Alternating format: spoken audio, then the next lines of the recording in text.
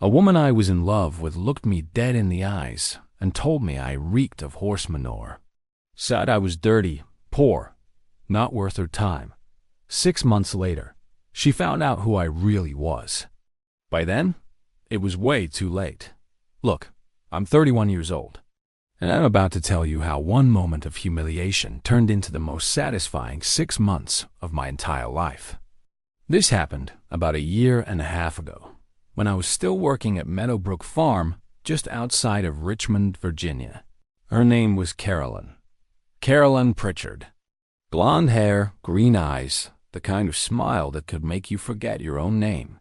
I met her when I started working on her family's horse farm. They'd been running that operation for 3 generations. 200 acres of prime Virginia farmland, boarding stables, riding lessons, the whole deal. I was hired as a stable hand, mucking out stalls, feeding horses, fixing fences. Hard work. Honest work. The kind that leaves you sore and smelling like sweat and hay by the end of the day. And man, I fell for her hard. She'd come around the barn in the mornings, checking on her horse. This gorgeous chestnut mare named Duchess. We'd talk while I worked. She'd laugh at my jokes, seemed interested in what I had to say. I started thinking, maybe there's something here, you know? For 3 months, I worked up the courage. Told myself I'd ask her out properly. Do it right. The thing is, Carolyn didn't know the full story about me. Nobody at that farm did. See, I wasn't some broke kid just trying to make rent. I had money, real money. But I was there for a reason. Learning the business, understanding how farms operate, looking for investment opportunities. My grandfather had left me a substantial inheritance, and I'd been smart with it. Grew it through some solid real estate plays and stock investments. But I kept that quiet. Wanted to learn from the ground up. Wanted to understand what I was potentially investing in without people treating me different. So to everyone at Meadowbrook, I was just Jake the stable hand. That summer night in July, there was a little get-together at the barn. Caroline's friends came by. Preppy college kids, polo shirts, expensive watches, the whole aesthetic. I showed up after finishing my shift, still in my work clothes, smelling like I'd been working because, well, I had been. Carolyn was there with this guy. Tall, slick-back hair, driving a BMW. His name was Preston Carmichael. She introduced him as her boyfriend.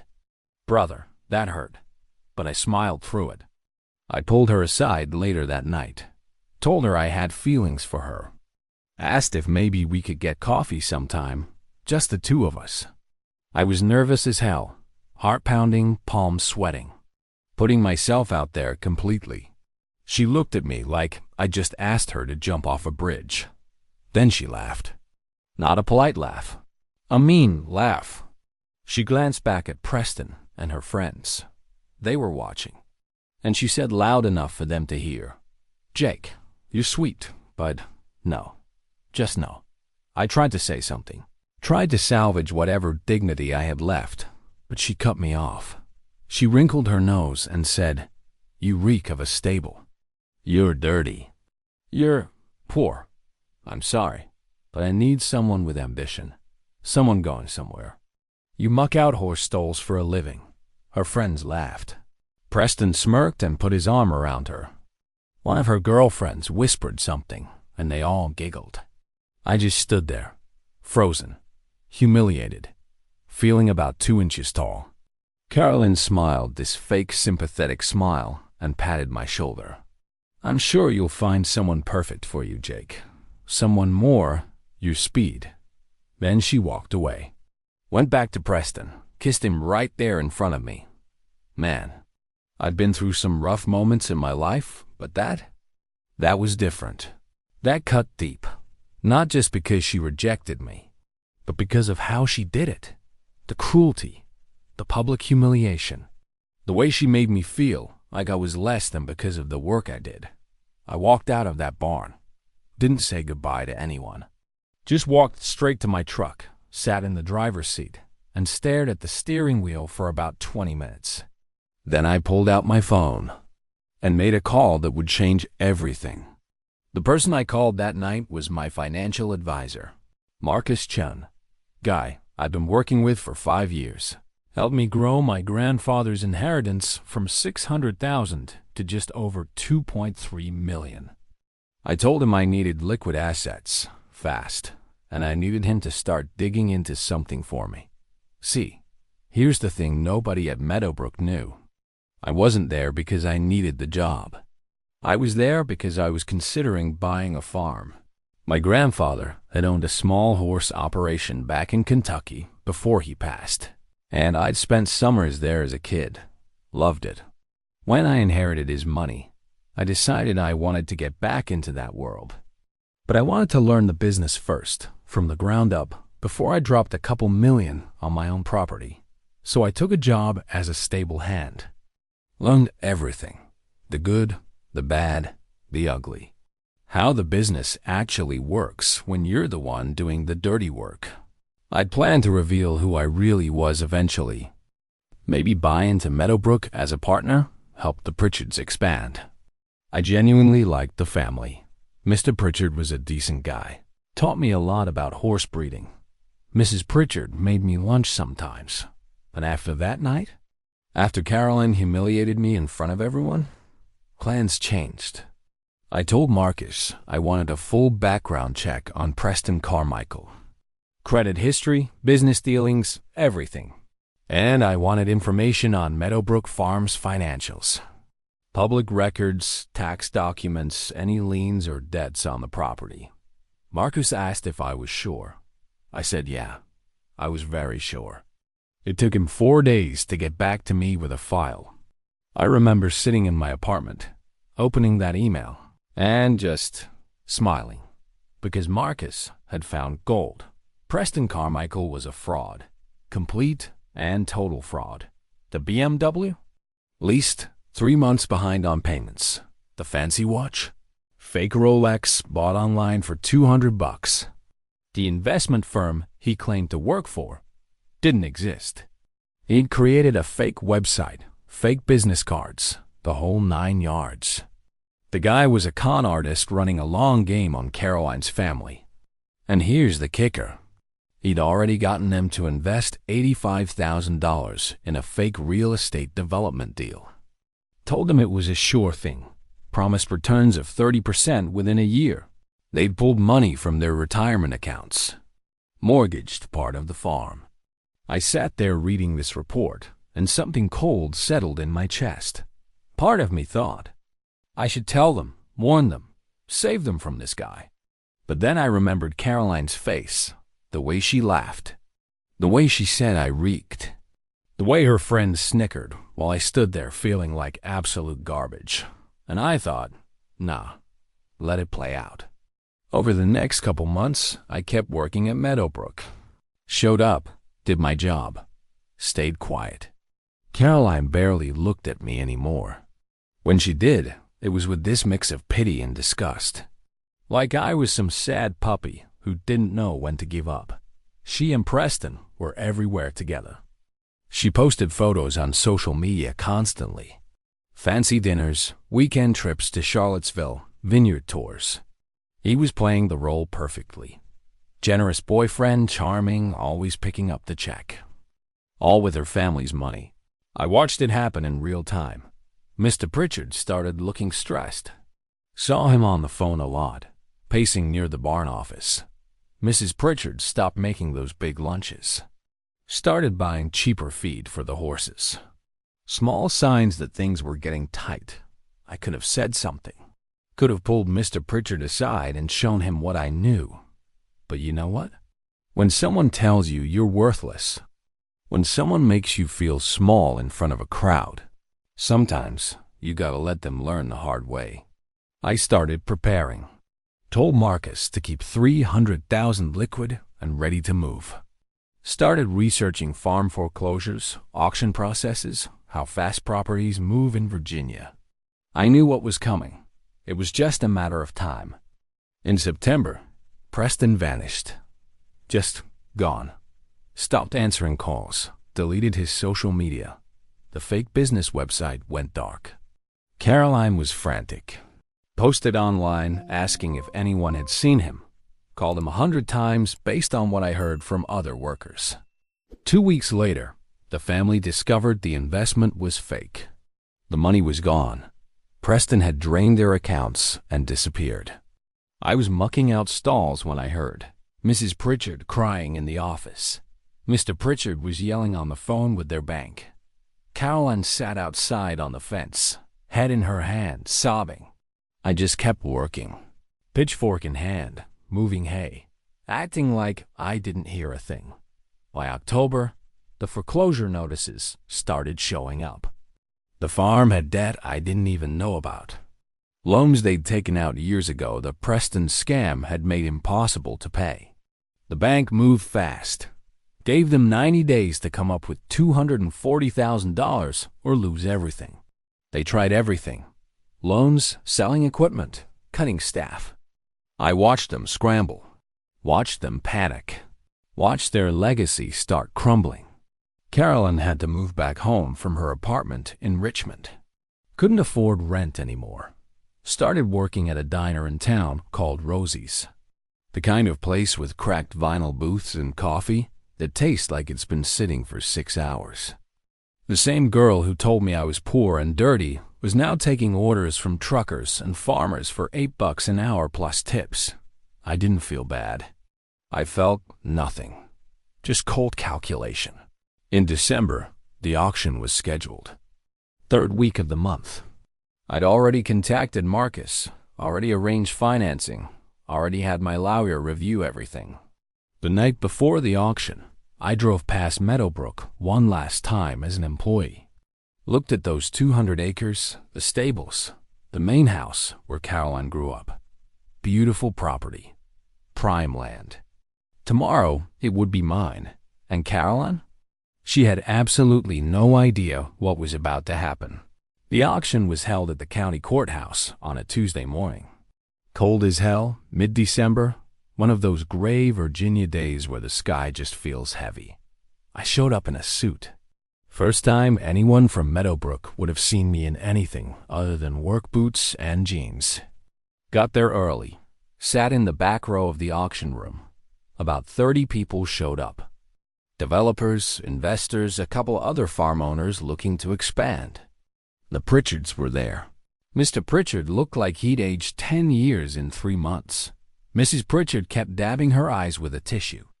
They sat in the front row, holding hands, watching their legacy get auctioned off to strangers. Caroline wasn't there. I'd heard through the grapevine she couldn't handle it. Couldn't watch her family lose everything. She was working a double shift at Rosie's that day. Probably better that way.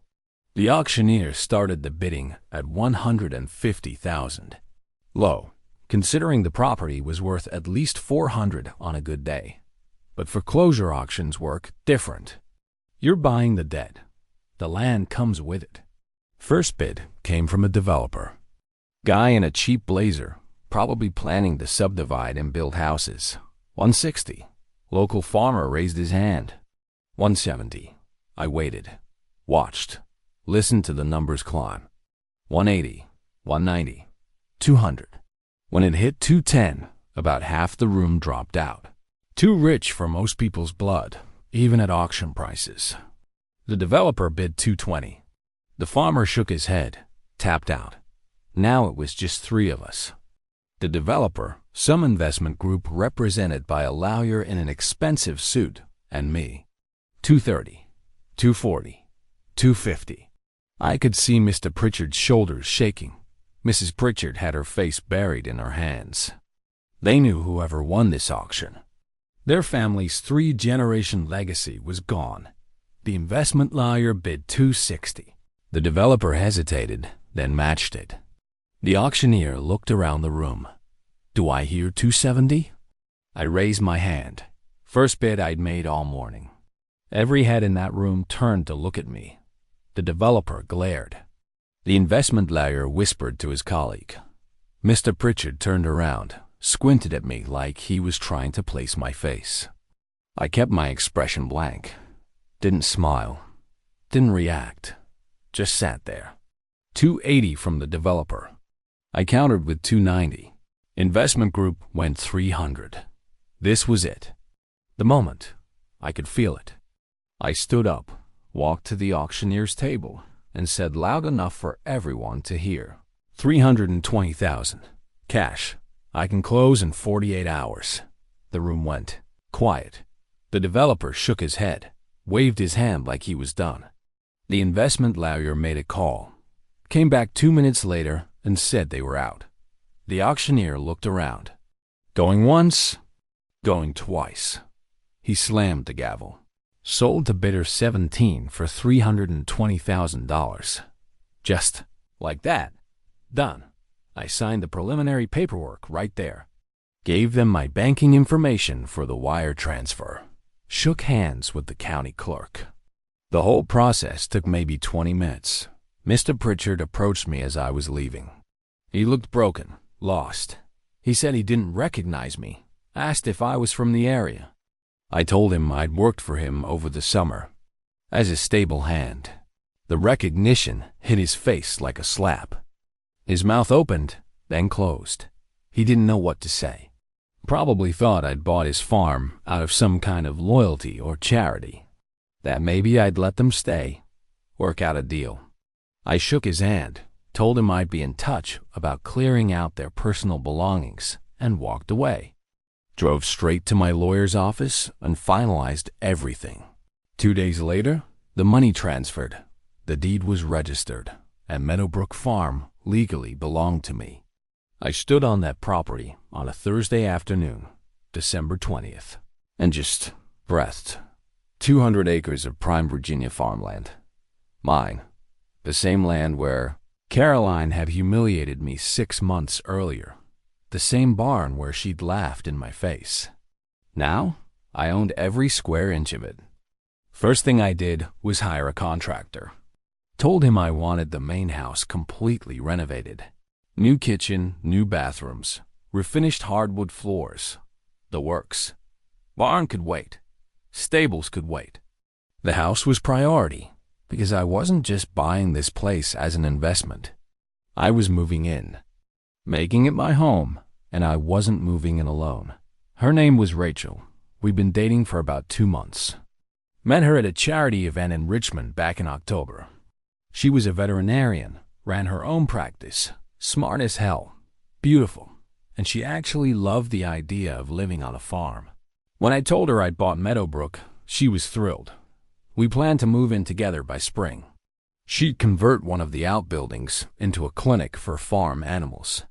I'd restore the stables, maybe start breeding again, build something real. The Pritchards had until January 15th to clear out their stuff. I gave him that courtesy. Wasn't trying to be a complete monster. They rented a small apartment in town, started moving boxes, furniture, family photos. Caroline still didn't know. Her parents hadn't told her who bought the farm. Maybe they were embarrassed. Maybe they just couldn't bring themselves to say it out loud. But she was about to find out. Because 2 weeks after I bought the property, I walked into Rosie's Diner at 6 p.m. on a Wednesday evening and sat down in Carolyn Pritchard's section. Rosie's Diner was the kind of place you'd drive past without noticing. Neon sign half burned out, parking lot full of pickup trucks and sedans that had seen better days. Inside smelled like fryer grease and burnt coffee. I walked in wearing jeans and a clean jacket. Nothing fancy. Didn't want to rub it in, not yet anyway. Caroline was wiping down a table near the window. She had her hair pulled back in a ponytail, wearing the standard uniform. Mustard yellow polo shirt with the diner's logo. Black apron covered in stains. She looked tired. Really tired. The kind of exhaustion that comes from being on your feet for 8 hours, dealing with people who don't tip. She glanced up when the door chimed, did a double take when she saw me, and I watched her whole body go stiff. For a second, I thought she might refuse to serve me. Thought she might tell another waitress to take the table. But she didn't. She grabbed the menu, walked over, and put on this tight, fake smile. She said hey, asked if I was dining alone. her voice super polite but cold as ice. I said, "Yeah, just me," and sat down in the booth. The awkwardness was thick, man. She stood there with her pen and pad, waiting for me to order, and I took my time looking at the menu. Let the silence stretch out. Finally ordered a burger and coffee. She wrote it down, started to walk away, but I stopped her. Asked how she was doing. She paused, turned back, and for a second, I saw something flicker in her eyes. Anger, maybe, or embarrassment. She said she was fine, said it with that tone that clearly meant she did not want to talk to me. I nodded, told her that was good to hear. Mentioned I'd left Meadowbrook back in the fall, that I was working on some other projects now. She asked what kind of projects, and I could tell she was just making conversation because she had to, not because she cared. I told her I'd bought a property in the area, said I was renovating it, planning to move in pretty soon. Real casual, like it was no big deal. She said that was nice, that flat, emotionless way people talk when they're absolutely not interested. Then she walked away to put my order in. The whole interaction lasted maybe 2 minutes. She brought my food out 10 minutes later. Didn't say a word. Just set the plate down and refilled my coffee. I ate, paid, left her a 20% tip, and walked out. She had nitrogen monoxide idea. I went back to the farm that night and met with the contractor. We were making good progress. Kitchen was gutted, new cabinets on order. Bathroom renovations starting the next week. Rachel came by that weekend, brought paint samples, helped me pick colors for the bedroom. Her bedroom. The bedroom that used to be Caroline's when she was growing up. Yeah, that bedroom. Rachel didn't know the full story. Knew I'd bought a foreclosed farm. Knew it was a good deal. But I hadn't told her about Caroline. Didn't see the point. That chapter was closed. This was about moving forward. 2 weeks went by. Construction crew was there every day. Trucks coming and going, making noise, tearing things apart to build them back better. I was there on a Saturday afternoon in mid-January, talking to the electrician about rewiring the second floor, when I heard a car slow down on the road out front. I looked up, and there she was, Caroline, sitting in her beat-up Honda Civic, stopped in the middle of the road, staring at the house. At my house, at the construction signs, at my truck in the driveway. I watched her face change in real time, confusion first. Like she was trying to figure out why there was so much activity at her family's old farm. Then recognition when she saw my truck. Then shock when she put it all together. She sat there for maybe 30 seconds, just staring, mouth open, and then she pulled into the driveway. Oh man, here we go. She got out of the car, walked toward me, and I could see her hands shaking. She asked what I was doing here, why my truck was parked there, her voice getting higher and louder with every word. I told her I owned the property, bought it at auction back in December. She froze, just completely stopped moving. Stared at me like I'd just told her the sky was green. She said that wasn't possible, said I was a stable hand, said there was no way I could afford this place. I shrugged, told her I'd been saving up, made some good investments, got lucky, kept my tone calm, matter of fact, like we were discussing the weather. She started pacing, running her hands through her hair, and I could see her brain working overtime trying to process this. She asked how long I'd known the farm was in foreclosure. I told her the truth, side I'd known for a while.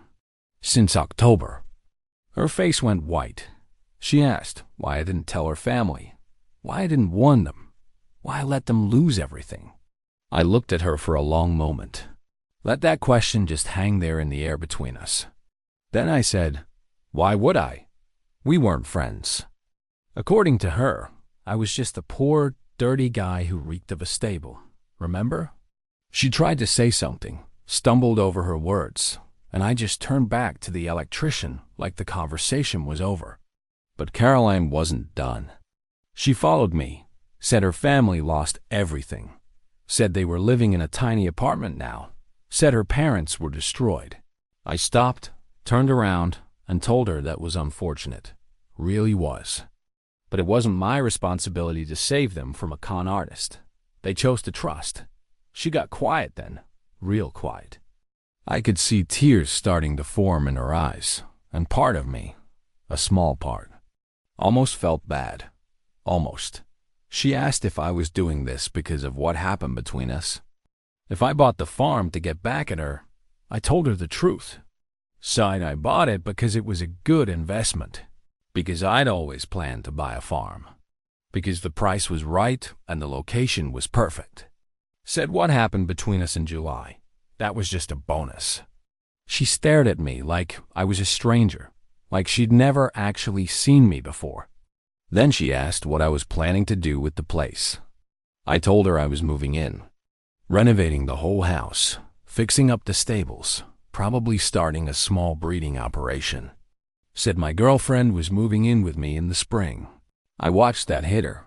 Watched her realize that some other woman was going to be living in her childhood home, sleeping in her old bedroom, living the life on the property where she grew up. She didn't say anything after that. Just got back in her car and drove away. I went back to work. The electrician asked if everything was okay, and I told him, yeah, everything was perfect. Over the next month, I saw her car drive by a few more times. Slow down, speed up, like she couldn't help but look, but also couldn't stand to see it. Never stopped again, though. Rachel moved in at the end of February. We had a little housewarming thing, invited some friends, had a bonfire in the back field. It was perfect, man. Exactly what I'd wanted. One night in March, I was sitting on the porch with Rachel, drinking beer, watching the sunset over the property, and I saw that Honda Civic drive past again. Real slow. Rachel asked who that was, and I just said, nobody important, just someone who used to live here. And that was the truth. Caroline was nobody important. Not anymore. She was just a memory. A reminder of why you should never judge people by their bank account or their job title, because you never really know who you're talking to or what they're capable of. So that's pretty much the whole story, man. That all went down about 1.5 years ago now. And where are we today? I'm still living on the farm. Rachel and I are doing great. She opened her mobile vet clinic like she wanted. Services farms all over the county. We've got 12 horses now, started a small boarding operation, and honestly, life's good. Really good. The property's worth about $600,000 now, after all the renovations. Best investment I ever made. Carolyn? Still working at Rosie's Diner, far as I know. I see her sometimes when I'm in town. She doesn't look at me anymore, just keeps her head down. Does her job. Her parents moved to North Carolina a few months back, closer to Mrs. Pritchard's sister. I heard Mr. Pritchard got a job managing someone else's farm down there. Broke his heart to leave Virginia, but they didn't have much choice. About 9 months ago, I had one final interaction with Caroline that really put everything in perspective. I was at the hardware store in town, buying supplies for a fence repair, and she walked in. We both saw each other at the same time. For a second, I thought she'd just turn around and leave, but she didn't. She walked up to me. She looked different. Older, maybe. Tired. She said hey, asked how I was doing, and I could tell she was forcing herself to be civil.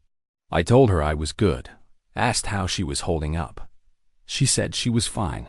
Said she'd been saving money, thinking about going back to school, maybe, trying to figure things out. Her voice was quiet, defeated almost. Then she said something that caught me off guard. She apologized. Said she was sorry for how she treated me that night at the barn, that it was cruel and she'd been thinking about it a lot. I didn't expect that, man. Genuinely didn't. I stood there for a moment, and I could have been gracious about it. Could have said it was water under the bridge, no hard feelings, all that stuff. But I didn't, because here's the thing, I wasn't over it. Not really. What she did to me, how she made me feel, That stayed with me, changed something in me. I told her I appreciated the apology, but I also told her that actions have consequences. That when you judge someone based on their job or their bank account, when you humiliate someone for not being rich enough or prestigious enough, you don't get to be surprised when it comes back around. She nodded slowly, like she understood, and then she asked me something. She asked if buying the farm had made me feel better, if getting revenge had actually fixed anything. And you know what? I thought about that question for a real long time after she walked away.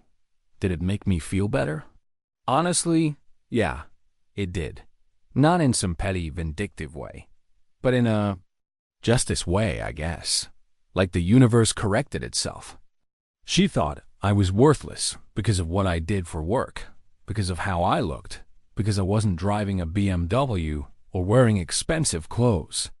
But none of that stuff actually mattered. What mattered was who I was underneath, what I was capable of, the decisions I made with my life. Preston was the guy who looked successful. He had the car, the watch, the smooth talk, and he destroyed her family. I was the guy mucking out stalls, smelling like sweat and hay, and I'm the one who ended up on top. So yeah, maybe it was revenge. Maybe I should have warned them about Preston. Maybe I could have been the bigger person. But man, I'm not gonna lose sleep over it. She made her choice that night in July when she laughed in my face. I made mine when I bought that farm. These days, I'm focused on building something real. Rachel and I are talking about getting engaged. The farm's doing well. I'm happy. Genuinely happy. And Caroline? She's living with the consequences of thinking money and status were the only things that mattered. Looking back now, the red flags were everywhere with Preston. Fake watch, leased car he couldn't afford, vague job descriptions. But they didn't see it because they wanted to believe he was successful. They wanted that fantasy. So here's what I learned from all this. Don't judge people by surface level stuff. Don't assume someone's poor because they're doing manual labor. Don't assume someone's rich because they drive a nice car. And definitely don't treat people like garbage based on your assumptions, because you never know who you're actually dealing with. Was I the asshole here? Should I have warned her family about Preston? Part of me wonders sometimes, but honestly, I don't think I owed them anything. Not after how Caroline treated me. Maybe that makes me petty. Maybe that makes me cold. I don't know, man. All I know is I made a choice, and I stand by it. So I want to ask you guys, was I wrong? Did I take it too far? Or would you have done the same thing in my position? Be honest with me. And here's the real question. When someone shows you who they are through how they treat people they think are beneath them, should you warn them when karma's coming? Or should you let them learn the hard way? Pay attention to how people treat service workers, manual laborers, anyone they think doesn't matter. That tells you everything about their character. Don't ignore those warning signs. Tell me where you're listening from right now and what time it is over there. I'm genuinely curious how far this story traveled. And hey, if you've got your own story about being underestimated, judged, or screwed over by someone who thought you were beneath them, drop it in the comments. You might end up being the next anonymous man sharing your story on this channel.